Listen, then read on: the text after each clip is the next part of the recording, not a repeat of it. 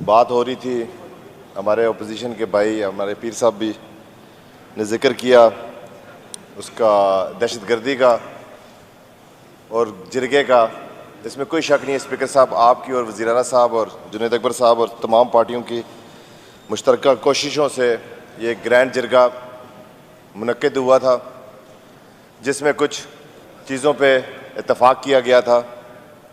लेकिन हमें बड़ा अफसोस है कि आपके इस जिरगे को वफाकी हुकूमत ने कंसिडर भी नहीं किया। ना आपसे उन्होंने कोई डायलॉग किया, ना उन्होंने आपसे कोई बात की, ना आपको कोई वैल्यू दी। मुझे बड़ा अफसोस होता है, डिस्क्रिमिनेशन की बात की जाती है। स्पीकर साहब, खैबर पख्तूनख्वा फ्रंट लाइन का सूबा है जो दहशतगर्दी का शिकार है, और साथ फिर उसके बाद बलूचिस्तान भी है।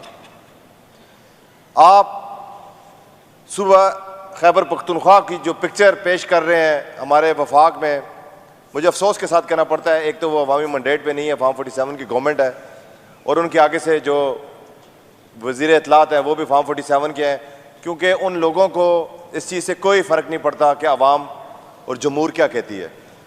उससे नहीं फ़र्क पड़ता कि अवाम के हकूक़ क्या कहते हैं।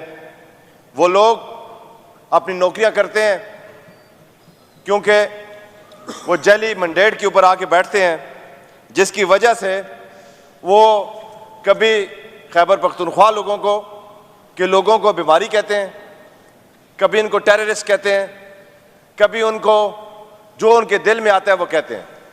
वो कहते हैं safe city Khyber Pakhtunkhwa government नहीं बनाती क्योंकि वो दहशतगर्दों को सपोर्ट करती है। कितना बड़ा इल्ज़ाम है इस खैबर पख्तूनख्वा की तमाम जमातों के ऊपर।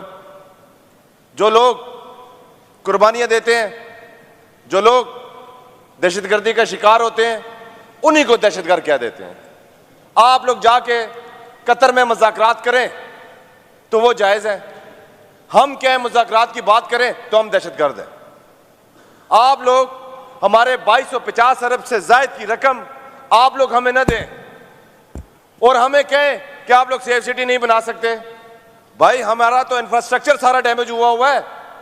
हमारे तो आपने जो पहले ऑपरेशंस किए हैं, जो पहले कमिटमेंट्स किए हैं, उनमें से कोई कमिटमेंट आप लोगों ने पूरी नहीं की। वो अभी तक आप लोगों के लोग उनको देख रहे हैं। कल हमने खैबर पख्तूनख्वा के हवाले से पीटीआई का बड़ा क्लियर स्टांस है कि जो मुल्क और अवाम के साथ कत्लेआम करते हैं, दहशतगर्दी करते हैं, वो पाकिस्तान के और हमारे दुश्मन है। दहशतगर्दों का ना कोई मजहब होता है, ना उनकी कोई जमात होती है। ये पाकिस्तान तहरीक इंसाफ का क्लियर मैंडेट है। क्लियर उन्होंने किया हुआ है कि उनके साथ हमारा कोई ताल्लुक नहीं है। हम उस चीज़ को कंडेम करते हैं। कल टांग में हमारे पुलिस के एहलकार शहीद हुए, हमें अब बेहद अफसोस हुआ है। हम यही तो कहते हैं, जो एहलकार शहीद होते हैं वो भी हम हैं, जो ऑपरेशन में बेगुनाह बंदे मारे जाते हैं वो भी हम हैं। हम ही शिकार हैं और हमारी बात आप लोग नहीं सुनते।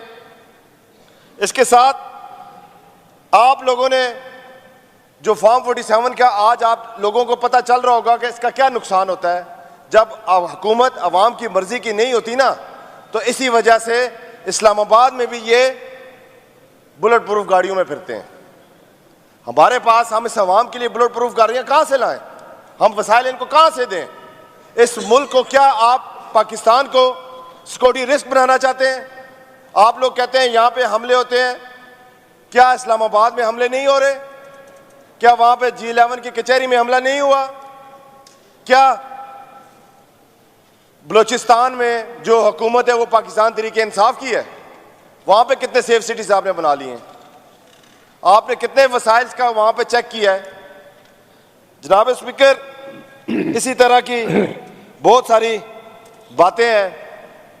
मैं इसके साथ ही इन लोगों को सबसे बड़ा दुख ये है कि मैं सबसे पहले तो वज़ीर आला साहब को और सबको, पाकिस्तान तहरीक इंसाफ वालों को, सारों को मुबारकबाद देता हूँ। जिस तरह इन्होंने कराची में अपना स्ट्रीट मूवमेंट चला रहे हैं, जिस तरह अवाम जोक दर जोक इनके साथ चल रहे हैं, लाहौर पंजाब में जिस तरह चल रहे हैं, इनको खौफ पैदा हो चुका है। इनको और जब कोई बात समझ नहीं आती ये फिर डराने पे लग जाते हैं, ये फिर लोगों को दहशतगर्द कहने लग जाते हैं, फिर ये हुकूमतें ख़त्म करने के चक्कर में लग जाते हैं। लेकिन ये लोग भूल चुके हैं कि जब अवाम निकलती है, जब जमहूर निकलता है, वो कहते हैं ना स्पीकर साहब, खल्के ज़ुबान को नकारा खुदा समझो। ये अवाम ज़बान खल को जी ज़बान खल को ज़बान खल को नकारा खुदा समझो।